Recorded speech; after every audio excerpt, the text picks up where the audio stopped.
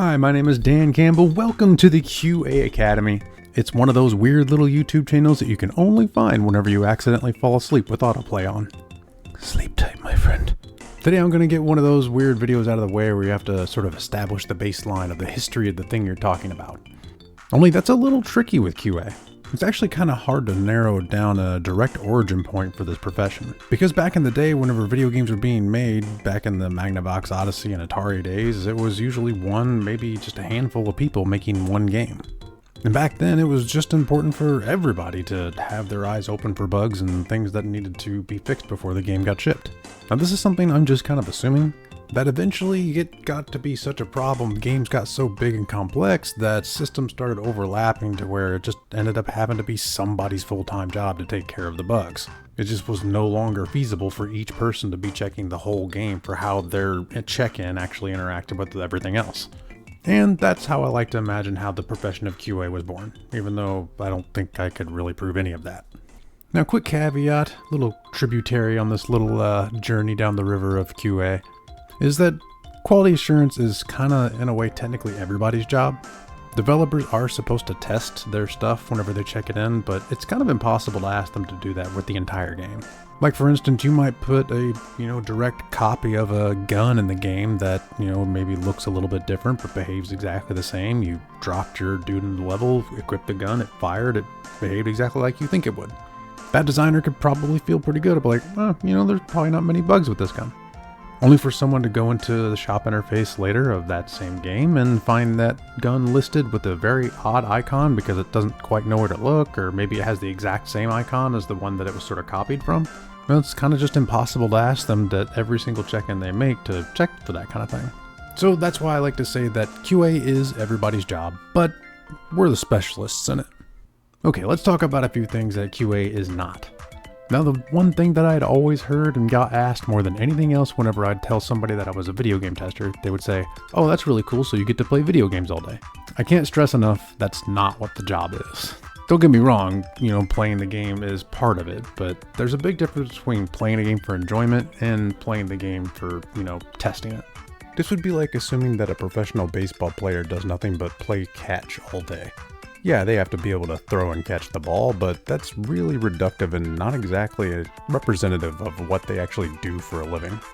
The way I like to describe it is, in the best case scenario, you get to test your favorite game in your favorite series ever. Cool. Now imagine your favorite moment in that favorite game. Even cooler, right? I get to test that. Now imagine having to do that 10 times a day, every single day, for weeks, maybe even months on end. Imagine it. Does that sound like you're having fun playing video games all day? Don't get me wrong, the job is great. I absolutely love my time in QA. But I also want to paint an accurate picture of what it's like, or at least what it's been like for me. A lot of people view quality assurance as just the team that finds the bugs and the flaws and really usually pisses off a lot of developers in the process. But my mentality around QA isn't that we're just out there finding the bugs that developers put in the game accidentally or finding any kind of flaws. While I do think that's an important part of the job, I think the mentality behind it makes a big difference on how you view the job. I don't view us as contrarians and naysayers. Hopefully this analogy works. Imagine game development almost like an RTS game. You're trying to develop your base in order to make the best possible thing you can. So you need to expand your base, build new buildings, grab resources, and all that jazz. But there's also fog of war on the map. You don't know if you'll have enough room or resources to expand westward until you send a recon unit out to make sure that there's no threats, make sure that it has the resources you need, make sure that it has all the space you need. I view QA as that recon unit.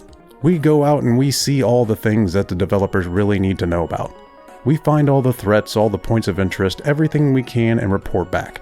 So while some people have the mentality that QA is almost like against them, in all honesty, we're an important part of the team. And to be honest, the vast majority of developers see us that way. But sometimes developers see us as an opposition, that we are the anti-developers. But nope, we're just that little recon unit that goes out and gathers all the information so they can plan accordingly. Now don't get me wrong, our job is to find bugs and document them. That is the core of what it means to be QA. Well, at least that's how I view quality assurance. But I feel like I would be doing all of my fellow testers a disservice if I was that reductive with the job. It's not just finding and documenting bugs. There's a lot more complexity and nuance that goes into this position, and I think setting out with the right mindset of what QA is can really help you on your QA journey. We get in there, we try to take an accurate snapshot of what we see, try to find anything that we think may be of interest, then we let production or design or whoever it is that makes that call go ahead and make the call whether it's shippable or it should be fixed.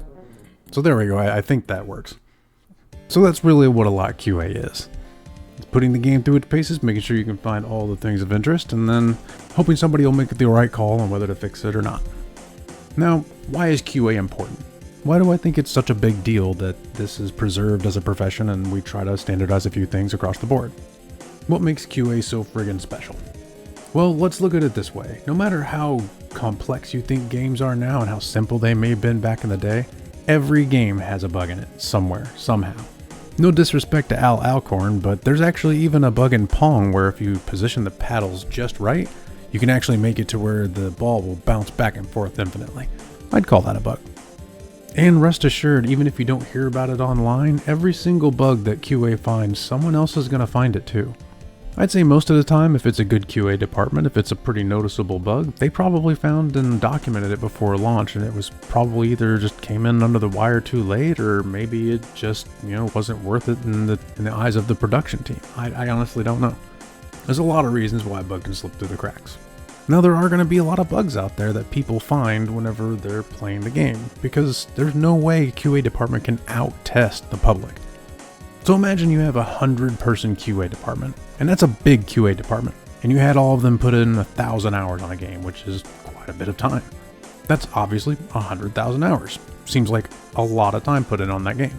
Well, think about today's AAA releases. If a game releases and in the first, say 24 hours, it'll sell 500,000 units.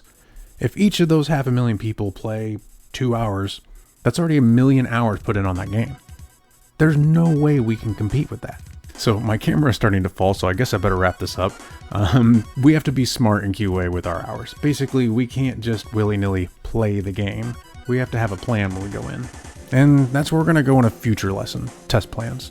Anyway, thank you so much for watching. Hopefully you enjoyed it. Let me know if you have any questions or anything like that. And I'll see you guys in the next one.